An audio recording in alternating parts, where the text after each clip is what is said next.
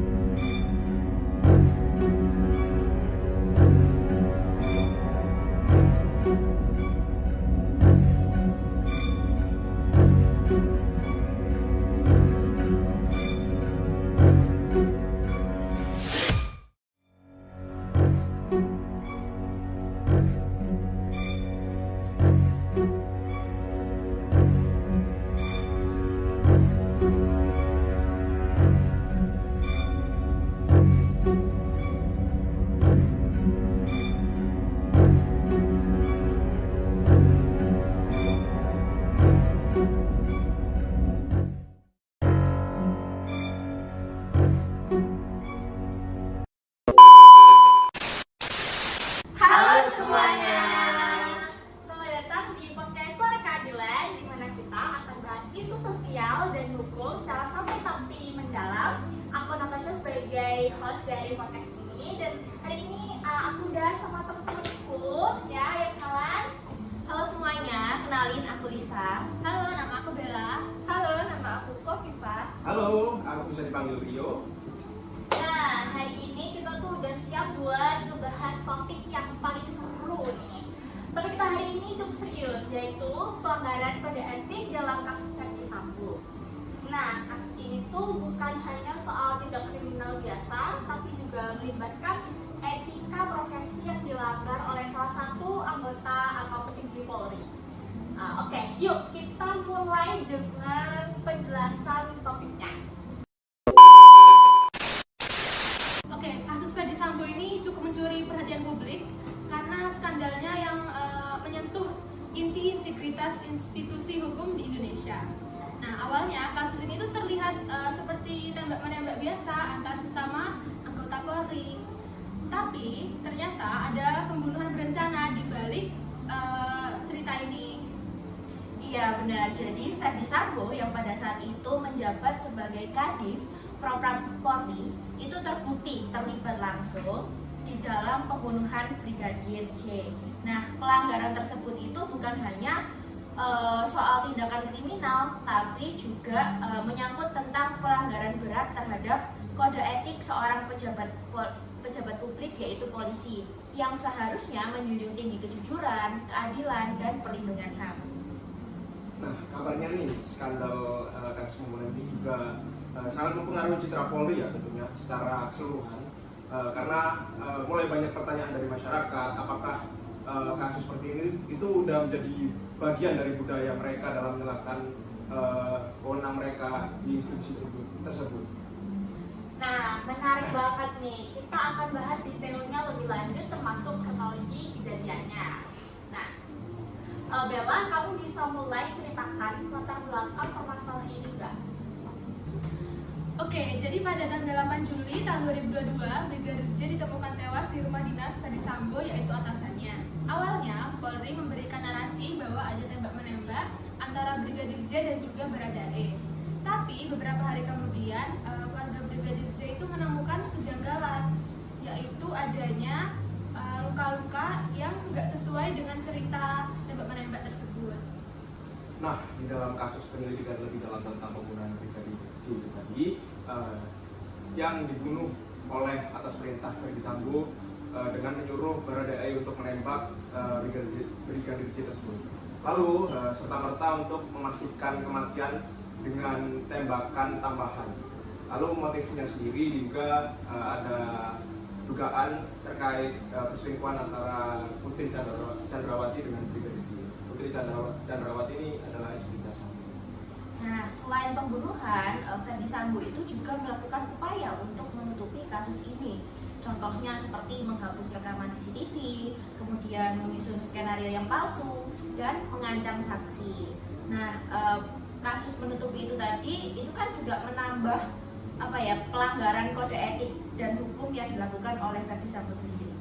Nah, benar sekali tuh guys. Pada akhirnya setelah penyelidikan intensif, Ferdy Sambo dipecat tidak dengan hormat atau disebut sebagai PTDH dan dijatuhi hukuman seumur hidup. Ini tuh menunjukkan bahwa hukum tetap berlaku, tapi proses menuju keadilan itu tidak mudah. Nah, lalu apa implikasi kasus ini terhadap institusi Polri ini? Kita bahas di segmen berikutnya dengan analisis teori. Oke, kalau misalkan kita bicara tentang pelanggaran etik, jelas Ferdy Sambo melanggar prinsip dasar kode etik. Dan seperti yang diatur dalam peraturan Kapolri, yaitu pada peraturan Kapolri nomor 14 tahun 2011 yang menyatakan bahwa polisi wajib bertindak jujur, adil, menjaga kepercayaan publik, dan juga menghormati hak asasi manusia, di mana Ferdy Sambo itu melanggar semuanya. Nah, kalau kita bicara dari sudut pandang teori etika sendiri, secara deontologi, tindakan Sambo ini telah salah karena melanggar tugas moralnya sebagai polisi, sebagai penegak hukum, dia juga punya tanggung jawab untuk melindungi masyarakatnya. Bukan malah melakukan pembunuhan, apalagi pembunuhannya itu dilakukan secara berencana. Nah, benar banget. Sedangkan kalau kita lihat dari sisi konsekuensialisme, dampaknya sangat besar. Kepercayaan masyarakat terhadap Polri menurun drastis dan banyak orang itu mulai ragu dengan institusi penegak hukum kita.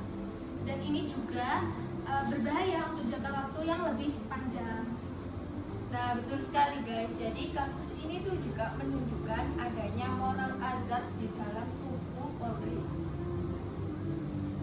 Di mana seorang atasan itu juga bisa menyalahgunakan wewenangnya juga tanpa pengawasan yang memadai. Ada juga celah besar dengan sistem yang memungkinkan tindakan ini bisa terjadi. Nah, teman-teman, pelajaran penting yang dapat kita ambil dari kasus Ferdy Sambo yaitu pentingnya reformasi institusi hukum, di mana perlunya transparansi, akuntabilitas, dan juga kontrol internal yang harus diperkuat supaya pelanggaran seperti ini itu tidak terjadi lagi. Nah, menarik banget nih analisis kalian. Sekarang mari kita simpulkan pembahasan ini. Kita masuk ke segmen 4. Kesimpulannya dari diskusi kita bisa kita simpulkan bahwa kasus Ferdy Sambo adalah contoh nyata pelanggaran kode etik yang berdampak sistemik. Ini tidak hanya soal individu, tapi juga budaya dan sistem yang perlu diperbaiki. Benar banget nih, kasus ini juga mengingatkan kita bahwa kepercayaan publik terhadap institusi hukum adalah hal yang sangat penting dan juga sangat berharga. Sekali rusak, itu akan sulit banget untuk diperbaiki. Dan sebagai masyarakat, kita tentunya juga harus terus mengawal kasus-kasus besar seperti ini. Jangan sampai pelanggaran hukum biarkan begitu saja terjadi tanpa ada pertanggungjawaban.